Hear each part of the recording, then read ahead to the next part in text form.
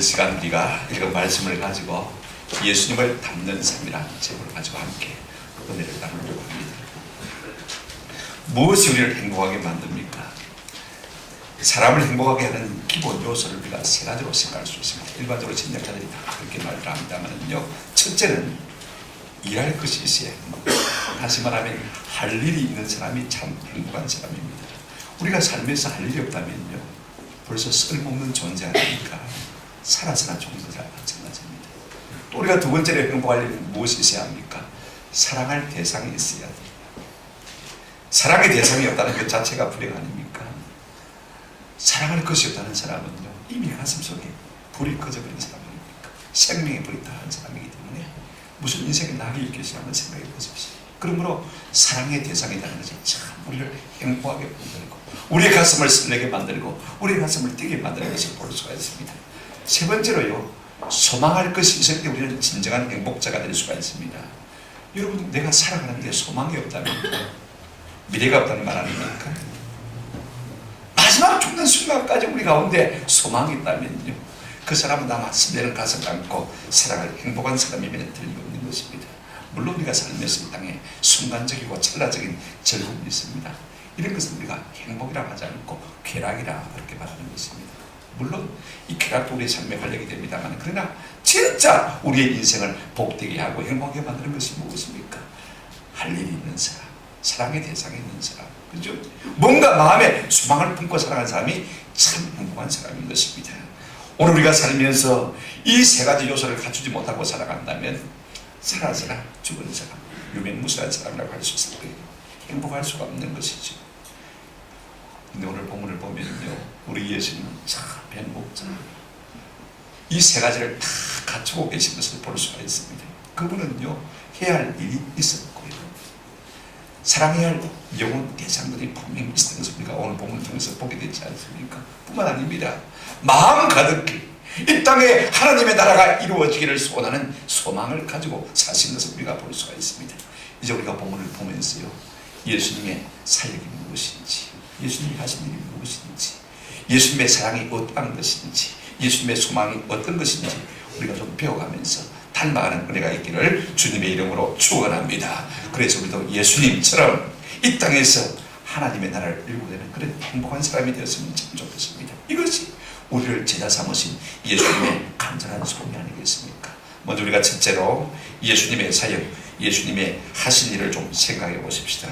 예수님은 분명히 할 일을 가지고 계신 행복한 사람임에 틀림이 없습니다. 오늘 본문 35절을 보십시오. 예수께서 모든 도시와 마을에 둘러싸 그들의 회당에서 마시고요, 가르치시고 천국 복음을 마시고요, 전파하시고 모든 병과 모든 약한 것을 어떻게 하셨다고요? 고치셨다. 이것이 예수님의 일입니다. 마태복음 4장 23절에도 동일한 내용이 나오는 것을 볼 수가 있습니다. 예수께서 온 갈릴리에 두루다니사 그들의 회당에서 마고요, 가르치시고 천국 복음을 마고요, 전파하시고 그 다음에 또요, 백성 중에 모든 병과 모든 약한 것을 뭐했다고요? 고치셨다. 우리 주님 3대 사역은요, 가르치시고 전파하시고 마시고요, 고치심, 이 세 가지 아닙니까? 우리 예수님께서 이 땅에 무엇하러 오셨습니까? 우리가 마태복음 20장 28절에 보게 되어지면 인자가 온 것은 섬김을 받으려 합니다. 아니라 오히려 어떻게 했습니까? 섬기려 하고 자기 목숨마저도 많은 사람의 뭐요? 대속물로 주게 하십니다. 우리를 구원하시기 위해서 자기 생명까지 바치시기 위해서 이 땅에 오셨다라고 말씀하고 있습니다. 이 말씀을 좀 더 조금 간단하게 핵심적으로 요약한 것이 누가복음 19장 10절에 있습니다. 같이 읽어보십시다. 시작. 인자가 온 것은 잃어버린 자를 찾아 구원하려 했습니다. 우리 주님이 땅에 오신 목적은 우리를 구원하시기 위한 것입니다. 이것이 주님이 이 땅에 오신 목적인데, 이 목적을 이루시기 위해서 우리 주님은 세 가지로 일하신 것을 볼 수가 있어요. 가르치시고 마시고요, 전파하시고 또 마시고요, 고치신 것을 볼 수가 있습니다. 한마디로 우리 주님은 이 땅에 오셔서 가르침을 통해서, 전파하심을 통해서, 치료하심을 통해서요, 우리 인생들을 구원하시기를 원하신 것을 볼 수가 있습니다. 죄와 사망과 사단의 권세에서 건져내시고 적극적으로 말하면 영원한 하나님의 나라, 천국, 영원한 생명을 우리에게 안겨주시기를 원하신 것을 볼 수가 있습니다. 이것이 구원의 일인 것입니다. 우리 주님은요, 이 세 가지를 통해서 우리를 구원하시기를 기뻐하신 것을 볼 수가 있습니다. 첫째로 보면 가르치신 것을 볼 수가 있지 않습니까? 하나님 나라를 가르치셨어요. 여러분 그 나라와 그 을을 갖춘 것을 볼 수가 있습니다. 이 땅이 전부가 아니라 영원한 생명으로 천국으로 이어진다는 사실을 우리에게 가르치신 것을 볼 수가 있습니다. 천국에게 말씀해 주셨어요. 여러분 교회를 갖다가 한자로 가르칠 교자 모래자 그렇게 쓰지 않습니까? 그죠? 가르치는 모입니다. 이게 교회의 정의입니다. 그죠? 그래 여러분 교회에서 우리가 하나님의 말씀을 배우지 않습니까? 교회는 가르쳐야 되고 우리가 배워야 되고 또 배운 사람 뭐 해야 되고요? 가르쳐야 되고 이것이 우리 예수님의 일이고 우리의 일인 것입니다. 오늘 우리는 종종 잘못된 생각을 가질 때가 많습니다. 성경이 나를 가르치도록 해야 되는 게 아닙니다. 성경이 나를 비판하고 성경이 나를 고쳐가도록 만들어야 되는데 때로는 우리가 성경을 비판하고 성경을 고치려고 할 때가 정말 있지 않습니까? 바울은 디모데에게 이렇게 말했습니다.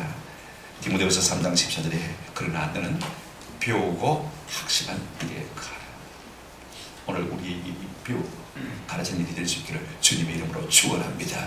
그럴 때 사람들이 하나님 나라를 알게 될 것입니다. 우리 예수님은요 그 다음에 하나님 나라를 전파하신 것을 볼 수가 있습니다. 여러분 전파한다는 것은요 설득한다 가르친다는 것과 조금 차이가 있습니다. 이것은 선포하는 거예요. 그냥 그대로 말하는 거예요. 믿든지 안 믿든지 선포하는 거예요. 하나님은 살아계시고 영원 창조자이시며 그분이 온 세상을 창조하셨다. 창조주 하나님을 선포하는 거예요. 그런가 하면 우리가 하나님 앞에 죄인됨을 선포하는 것입니다. 하나님의 형상대로 사람을 지으셨지만 그 사람이 하나님의 말씀을 거역하고 불순종함으로 말미암아 에덴 동산에서 쫓겨났고 타락함으로 말미암아 죄인이었고 영원한 하나님의 진노와 심판 가운데 갈 수밖에 없는 인생임을 우리가 날마다 선포해야 되는 것입니다.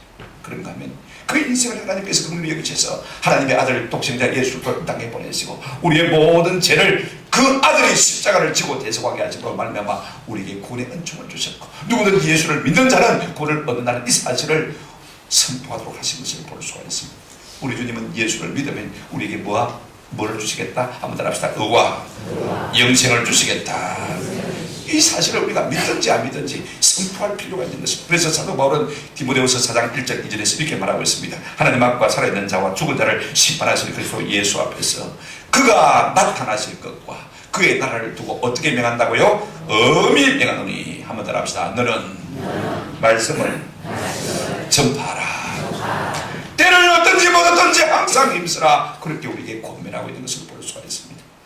저는 우리 주님이 하신 이 일을 우리 모두가 할 수 있는 은혜가 있기를 주의 이름으로 축원합니다. 세 번째로 주님은 어떻게 하셨습니까? 치료하시는 일을 하셨습니다. 모든 약한 것과 모든 병자를 고치시는 일을 한 것을 볼 수가 있습니다. 뭐 때문에 그렇게 하십니까? 하나님의 나라의 능력을 나타내 보이시기 위해서 그와 같은 일을 하신 것을 볼 수가 있습니다. 여러분 하나님의 나라는 말에 있지 않고 능력이 있습니다. 여러분 하나님의 나라는 어떤 성격을 가지고 있습니까?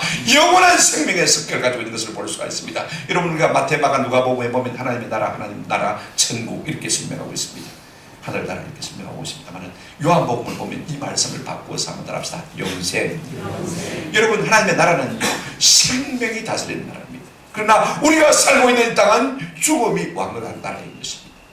하나님의 나라의 능력이 우리 가운데 임하고 생명이 빛같이 우리 가운데 임하면요 모든 어둠이 모든 질병이 모든 약함이 물러가게 될 줄로 믿습니다. 우리 인간의 잠재적인 조건이 무엇입니까? 약함 아닙니까? 오늘 우리 가운데 나는 강하다, 나는 아직도 괜찮다 이런 분들이 있다면 저는 두 가지로 생각합니다. 하나는 아직까지 철이 못 들었거나 또 하나는 인생의 쓴맛을 못 봤거나 둘 중에 하나입니다. 저는 30 조금 넘으니까요 인생이 아무것도 아니다 참 약하구나 하는 것을 깊이 깨닫게 되더라고요. 전적으로 주님의 도움이 아니면 도무지 살 수 없는 인생인 것입니다. 여러분 모든 인생이요 하나님의 나라의 능력을 맛보지 않으면 제대로 살 수가 없는 인생인 것입니다. 우리 주님은 하나님의 나라의 능력을 맛보여 주시기 위해서 이 땅의 모든 약한 자들과 모든 병든 자들을 고쳐주신 줄로 믿습니다. 실패와 죄와 사망의 모든 것에 매 있는 사람들을 우리 주님께서는 건져주신 것을 볼 수가 있습니다. 여러분 교회가 해야 될 일이 무엇입니까? 이 일을 해야 되는 것입니다. 진짜로 우리가 우리 주님이 하신 그 일을 하기로 한다면 하나님께서 우리 속에 오늘도 하나님의 나라의 능력을 나타내 보여주실 줄로 믿습니다. 여러분 근데 제가 39절에서 가장 크게 도전을 받는 것은 무엇이냐면요 오늘 본문 한번 유심히 보시기 바랍니다. 예수께서 모든 도시와 마을에 한번 더 합시다. 두루 다니사. 예수님은 하나님의 아들 아닙니까? 가장 권세 있는 능력 있는 분이 아니십니까? 그럼에도 불구하고 너희가 내게로 와라 라고 말씀하지 않고 오늘 찬송 제목대로 그죠? 찾아오신 예수님, 찾아오신 예수. 도시 시골 할 것 없이 당신을 필요로 하고 당신의 구원이 필요한 모든 사람을 두루 다니사 찾아가신 것을 우리가 보게 되었습니다. 이게 두루 다니다는 번역이 참 좋아요. 원문은요, 페리아고, 페리란 말은 강세 접두사거든요. 아고는 다닌다는 말입니다. 우리 주님은 우리말로 정확하게 번역하면 한번 따라합시다. 싸다니다. 예수님 보고 싸다니다 그러면 조금 경망스러우니까 그죠? 그래서 두루 다니다 이렇게 표현하고 있는 것을 볼 수 있어요. 이렇게 부사를 살린 것이 저는 참 좋아요. 중요한 것은 이것입니다. 대부분의 사람들이 힘이 있고 권세가 있으면 가지 않고 뭐 합니까? 네가 와라 그러지 않습니까? 그죠? 네가 와라. 그러나 우리 예수님은 당신의 복음이 필요한 곳에 직접 찾아가신 것을 볼 수가 있습니다. 권위가 없는 사람이 권위를 요구하지요. 진짜 권위가 있는 사람은 자신의 권위를 숨기시는 것을 볼 수가 있습니다. 여러분, 봉사와 섬김이 무엇입니까? 사랑이 무엇입니까? 내가 원하고 내가 하고 싶은 방법을 그들에게 강요하고 실행하는 것은 결단코 사랑이나 섬김이나 봉사가 될 수가 없습니다. 그들이 바라고 원하는 것이 무엇인지, 그들의 필요를 채워주는 것이 사랑이고 봉사 아닙니까? 섬김 아닙니까? 오늘 우리 주님께서 그들을 찾아가신 것을 볼 수가 있습니다. 우리 역시 그렇게 합니다. 찾아가서 그들을 가르치고, 찾아가서 그들에게 말씀을 전파하고, 찾아가서 그들에게 주님의 놀라운 치료를 나타내 보여준 줄로 믿습니다. 이것이 우리 주님이 하신 일이에요. 오늘 우리 모두도 이 같은 주님의 일을 할 수 있는 은혜가 있기를 우리 주님의 이름으로 축원합니다. 두 번째로 예수님의 사랑을 우리가 좀 살펴보십시다. 우리 예수님의 마음속에는요, 우리를 향한 애끓는 사랑이 있는 것을 볼 수가 있습니다. 오늘 36절을 한번 보시기를 바랍니다. 무리를 보시고 불쌍히 여기시니 이는 그들이 목 잡는 약과 같이 고심하며 기진합니다. 예쁜 얘기는 유리합니다. 이렇게 했습니다만은요, 우리 예수님 인생을 보셨어요. 그리고 불쌍히 여기셨어요. 그리고 그에 따라 행동하신 것을 볼 수가 있습니다. 우리 주님의 눈은 사랑의 눈이었고, 우리 주님의 마음은 사랑의 마음이었고, 우리 주님의 모든 손과 발의 행위는요, 사랑의 행위였던 것을 볼 수가 있습니다. 여러분, 이처럼 사랑은 사랑의 동기가 되었으니 보고 느끼고 행동하시는 주님의 모습, 여러분 가만히 생각해 보십시오. 이분이야말로 참 행복자가 아니겠습니까? 오늘 우리가 어떻게 하면 행복자가 될 수 있겠습니까? 남이 나보고 사랑해라, 불행합니다. 내 마음속에 사랑 가지고 있으면요, 우리가 진짜로 행복자가 될 줄로 믿습니다. 우리 주님의 우리가 마음을 한번 살펴보십시오. 주님의 사랑을 한번 살펴보십시오. 36절에 보시면요, 한번 더 합시다. 무리를 보시고. 이 본다고 할 때 그냥 본다는 말이 에이도란 말은요, 보고 또 중국어 성경에 보니까 간견, 볼간자에다가 볼견자 두 말을 겹쳐서 쓴 것을 우리가 볼 수가 있습니다. 집중해서 오래 자세히 보는 것입니다. 보고 또 본다는 말. 여러분, 우리가 비상적으로 보면요, 아무 변화가 일어나지 않습니다. 우리가 가만히 유심히 집중해서 무엇인지 오래 보게 되지면요, 내 마음에 감동되는 것을 볼 수가 있습니다. 여러분, 시인들은요, 참 그런 것들을 잘 표현하고 또 그것을 잘 빗대어서 아주 간결하게, 아주 신선하게 표현하는 것을 잘 볼 수가 있습니다. 나태주란 시인이요, 풀꽃이라는 시에서 아주 간단한 시입니다만 한번 보실까요? 이렇게 표현했어요. 한번 같이 읽어보십시다. 시작. 자세히 보아야 예쁘다. 오래 보아야 사랑스럽다. 너도 그렇다. 이게 시 전문이에요. 공감이 안 됩니까? 이러면 안 돼? 자세히 보아야 예쁘다. 이것도 자세히 보면 우리 어머니인가? 그죠? 얼마나 예쁜지. 오래 보아야 어떻다고요? 사랑스럽다. 너도 그렇다. 나도 그렇다. 이 시인들이 참 놀라워. 이런 능력들을 가진 것을 보면요, 여러분 가만히 생각해 보십시오. 우리 주님 우리 인생을 보실 때 그냥 보지 않았어요. 자세히 보았어요. 오래 보았어요. 그리고 여러분 그 다음에 뭐랬습니까? 사람은요, 그 보는 것이 그 사람이에요. 그 보는 것이 그 감성이 되고, 그 보는 것이 그 이상이 되고, 그 보는 것이 꿈이 되고, 그 보는 것이요 비전이 되고 우리의 삶의 목적이 되는 거 아닙니까? 보십시오. 그래서 유심히 보고 어떻게 했습니까? 둘째로 보십시오. 어떻게 했습니까? 무리를 보시고 그 다음에 어떻게 했다고요? 불쌍히 여기시니. 옛날 분에게는 민망히 여겼다 말이니까 좀 어려운 말이니까 잘 모르니까 저로 보고 번역하다 본 다음에 그렇게 번역하겠습니다. 한번 합시다. 무리를 보시고 애가 그러니. 이게 스플랑크니조마이라는 단어는요, 이 스프랑클로로 자면 내장학 창작이 되어집니다. 원래 헬라어는 스플랑코 하면 내장, 창자를 말하는 창자. 우리가 마음이 비통할 때 애가 걸립니다. 그 다음에 마음이 고통스러울 때 단장의 비애라고 하지 않습니까? 창자가 걸립니다. 그런 표현을 쓰지 않습니까? 그러니까 우리말 가운데 이런 표현이 있어요. 그런데 잘 못 살려서 그런데 무리를 보시고 그 마음에 애가 끓기 이렇게 번역하면 원문을 그대로 잘 살린 것이 되어집니다. 여러분, 우리 주님의 마음속에는요, 인류를 바라보실 때 애타는 마음, 애끓는 마음, 불타는 마음이 그 속에 있는 것을 볼 수가 있습니다. 오늘 우리가 우리를 바라볼 때마다 서로 불쌍히 여기는 마음이 있기를 주의 이름으로 축원합니다.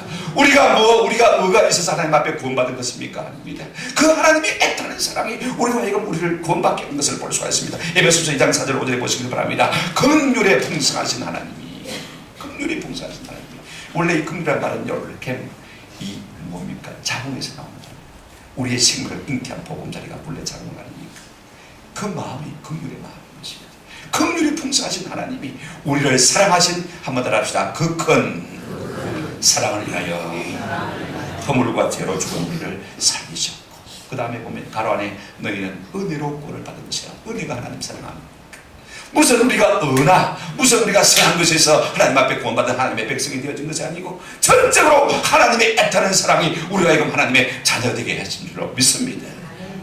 무엇 때문에 하나님께서 우리를 사랑하실 것입니까? 그 이유가 36절 하반절에 나와 있습니다.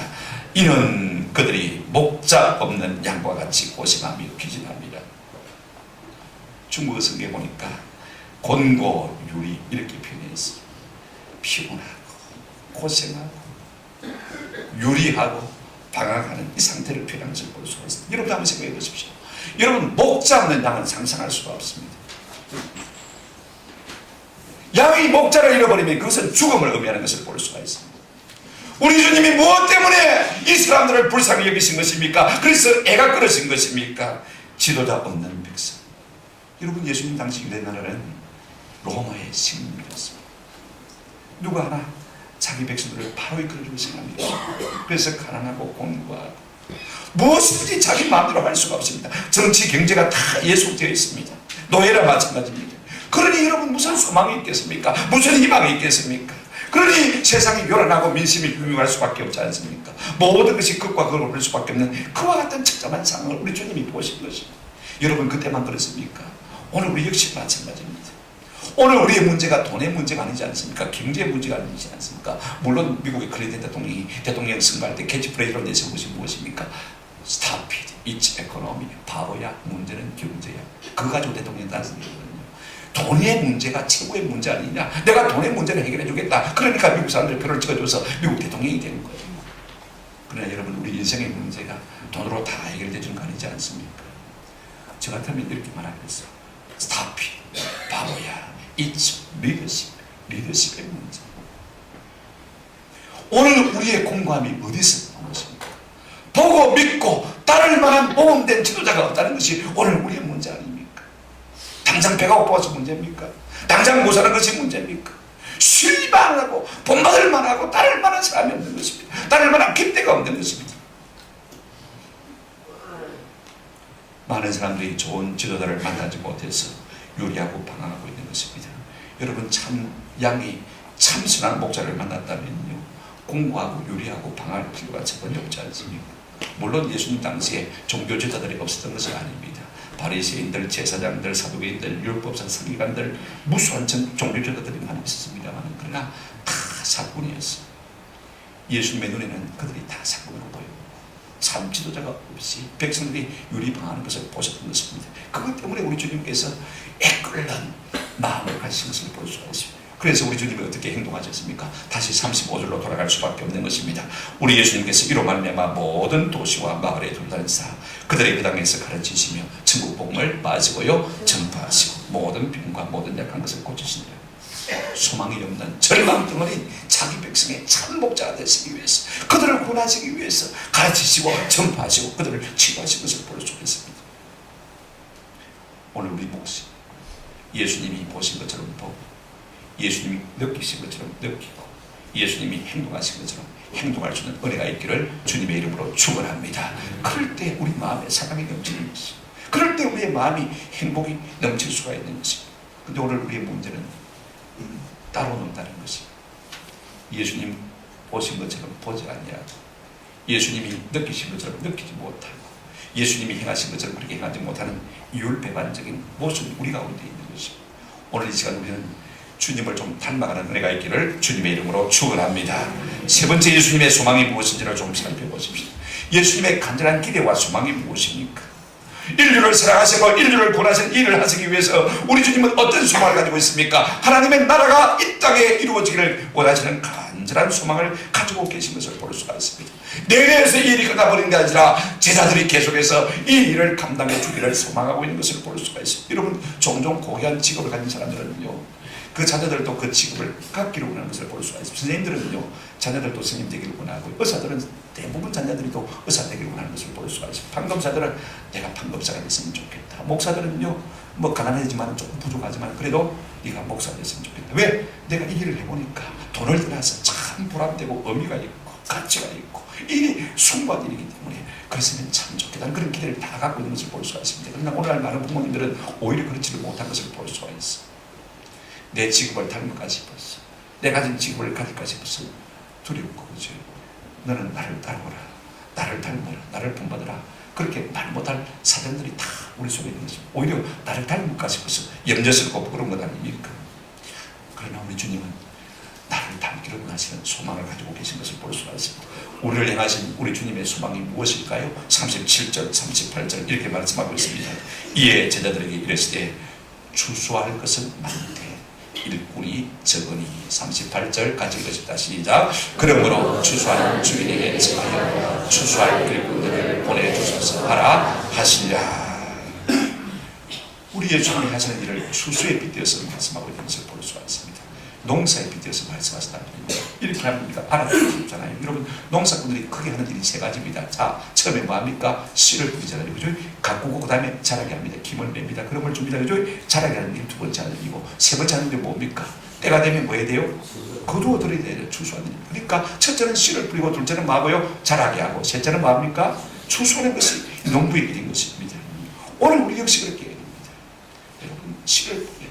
부지런히 가르치고 부지런히 전파하고 부지런히 병을 고치다 보면요, 그 다음에 믿고 예수를 믿고 고백하는 사람들이 있게 될 것입니다. 내가 교회 나갔으면 좋겠습니다. 나중에 교회 좀 다니고 나가십시오. 그죠? 그래서 하지 않겠습니까? 그러면 낚아채서 마지막으로 뭡니까? 주님의 몸된 교회로 인도하면 되는 것 아닙니까?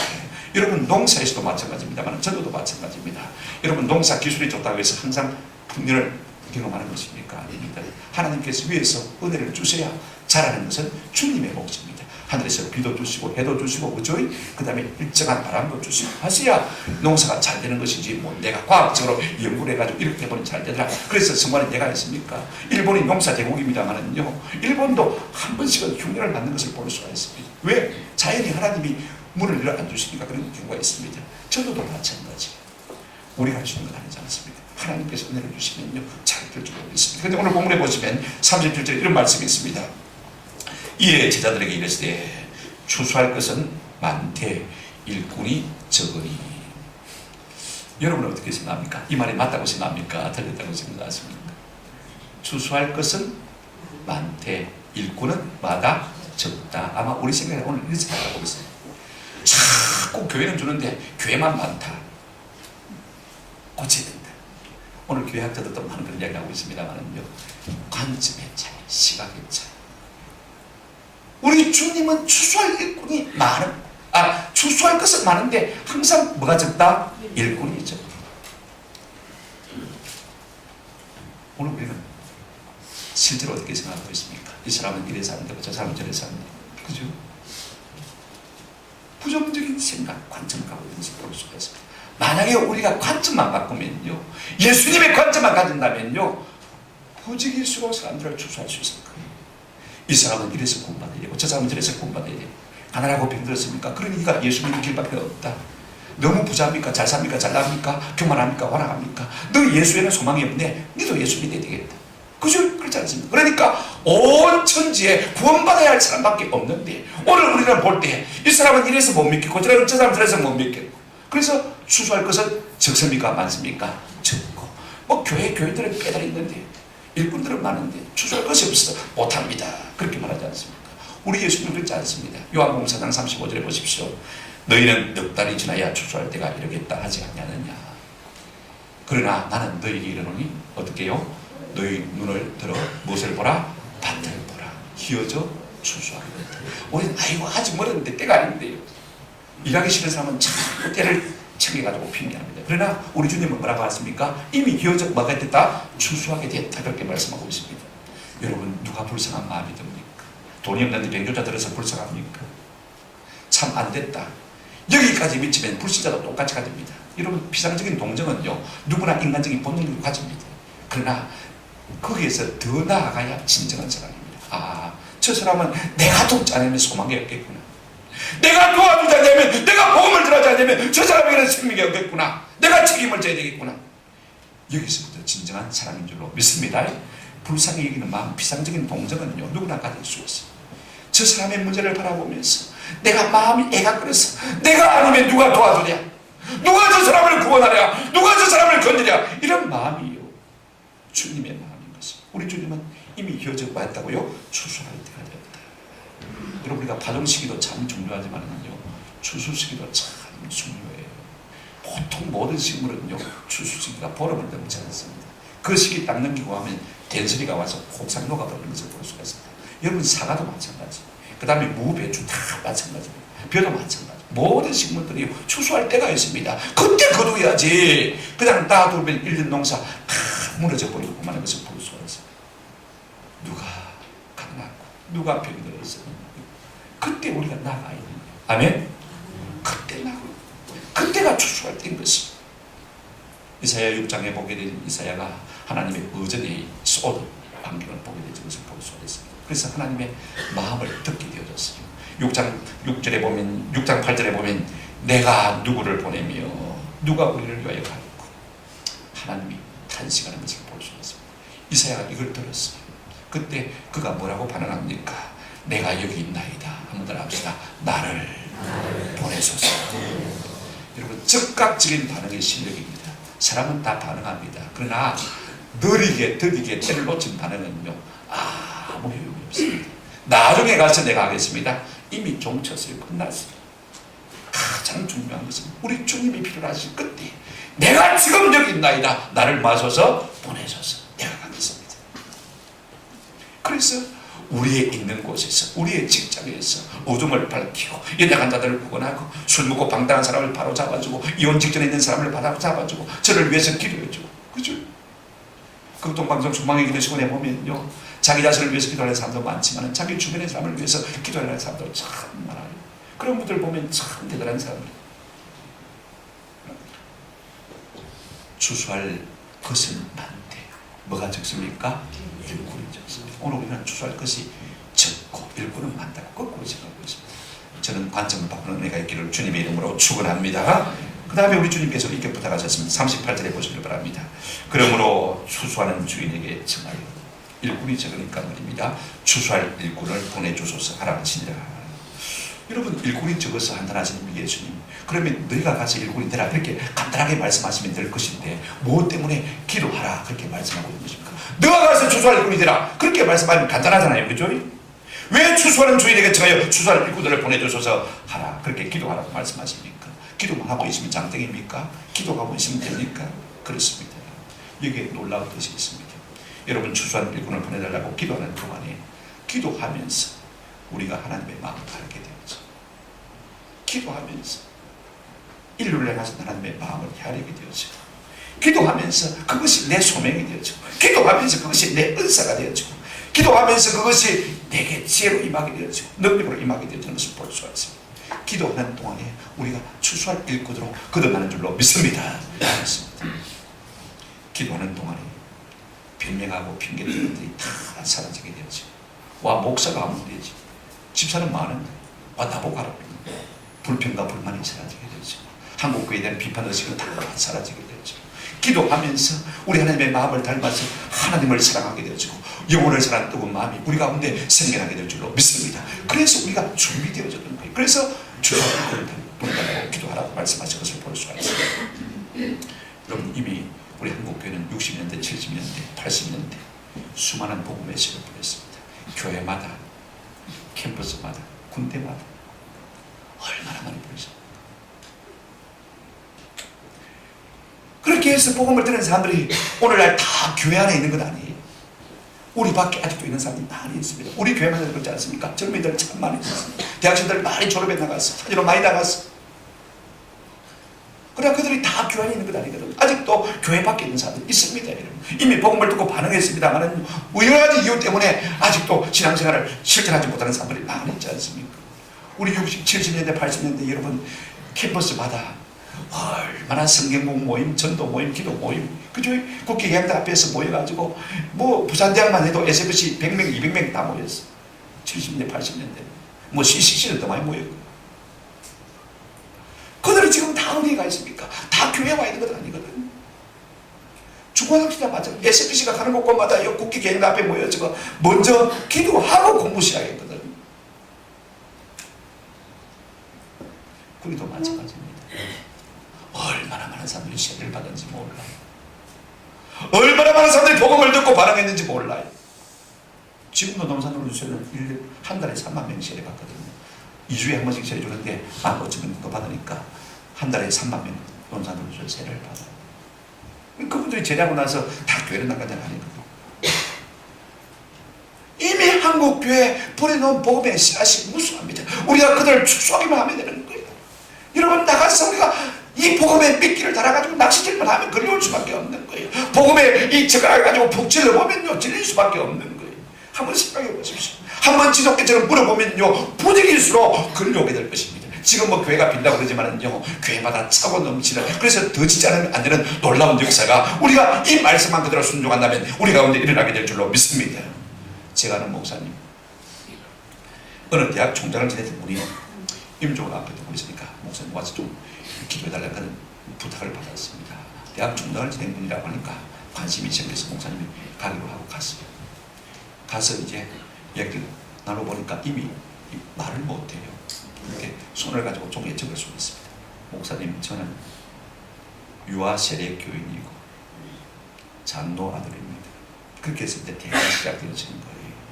쭉 이런저런 이야기하다가 그러면 마지막으로 가족들에게 할 유언이 무엇이냐라고 물었더니 이분이 마지막 유언으로 쓴 글이 한번 더 합시다. 예수 잘 믿으라.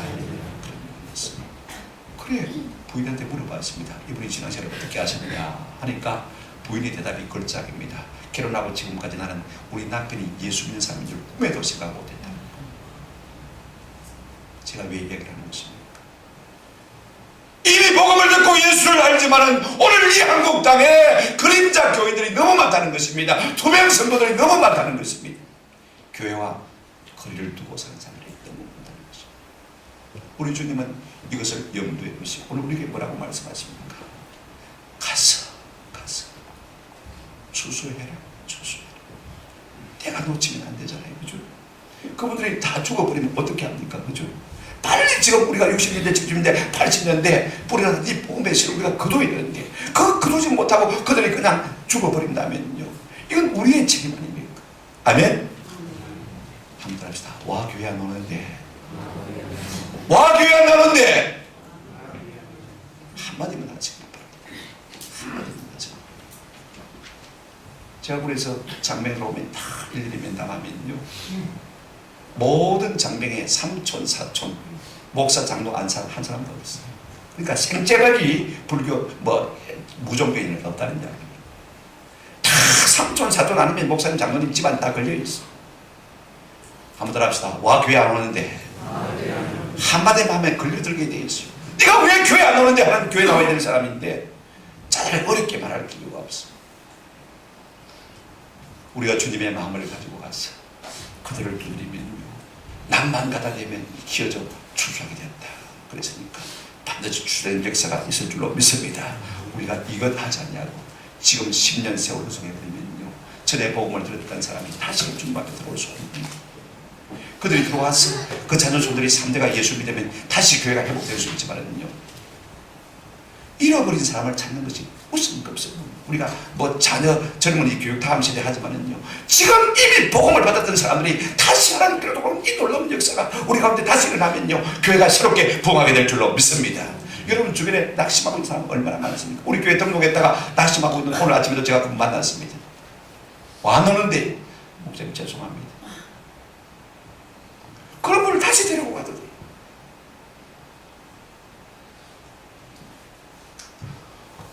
오늘 우리 주님을 우리 하신 소원이 무엇입니까? 소망이 무엇입니까? 우리 주님이 하신 그 일을 우리가 다 함으로 말미암아 이 땅에 하나님의 나라가 가득 차기를 원하시는 그 소망을 가지고 있는 것을 볼 수가 있습니다. 이 소망이 있는 사람이 행복한 사람입니다. 오늘 이 주님의 소망을 우리도 함께 가짐으로 말미암아 행복자가 되시기를 주의 이름으로 축원합니다. 말씀을 맺습니다.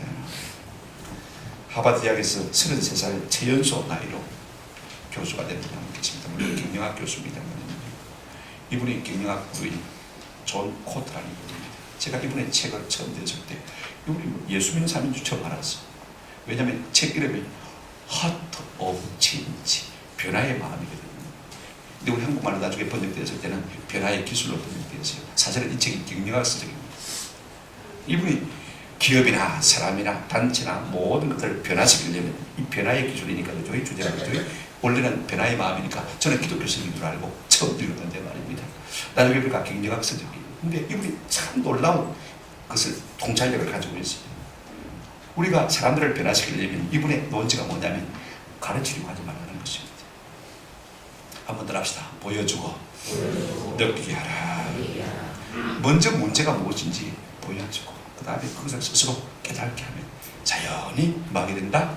변화되게 된다. SFC C 보여주고 그 다음에 P 느끼게 하고 그러면 변화될 것이다. 제가 SFC 모습 대항한다고 해서 뭐 건두사를 하나 보낸다고 한 10년 전에 이 말을 이용해가지고 SFC는 이런 SFC가 되어야 된다. 보여주고 느끼게 하고 변화시키는 SFC가 된다. 그렇게 하면 글을 쓴 적이 있습니다. 이제 생각이 듭니다. 저는요 늘 여기에 도전을 받아요. 저는 목사로서 전도에 대해서 여러분에게 보여줄 것이 없는 것에 대해서 너무 부끄럽고 죄송하게 생각합니다. 그러니 여러분이 느낄 것도 없잖아요. 그러니 변화가 안 되는 겁니다. 오늘 제가 여러분에게 고백합니다만요, 제가 예수님만 이야기했지 제 삶에 이야기를 못했지 않습니까? 간증이 짧았지 않습니까? 그러니 부탁합니다.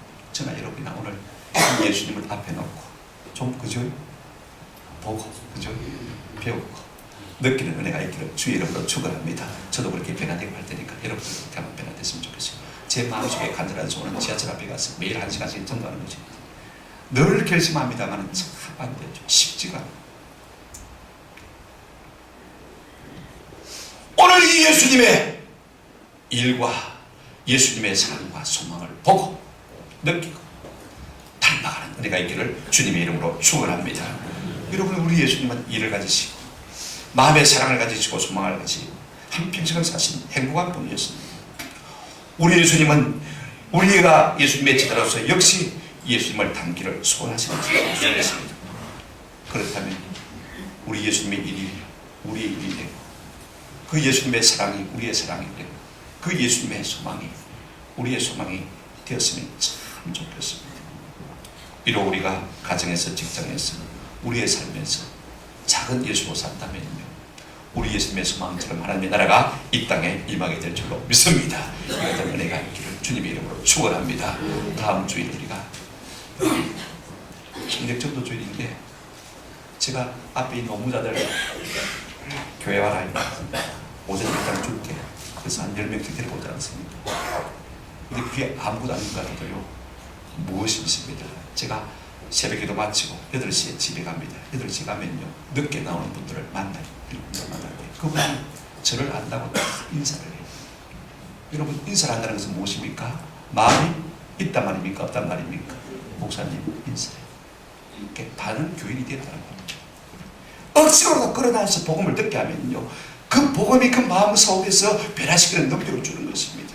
그렇게 해서라도 우리가 좀 끌어안쳐 놓습니다. 뭐 왔다 가면 뭐해? 다 나가버리는데 어느 교회든요, 앞문으로 돌아다 뒷문으로 다 나갑니다. 그러나 여러분, 그런 동안에 콩나물 자듯이 자라는 은혜가 있게 될 줄로 믿습니다. 결정적인 때가 오면요, 누구를 통해서 이제 그 사람이 나중에는 집사가 되고 장로가 되고 권사가 되고 앉아있는 것을 우리가 발견하게 될 거예요.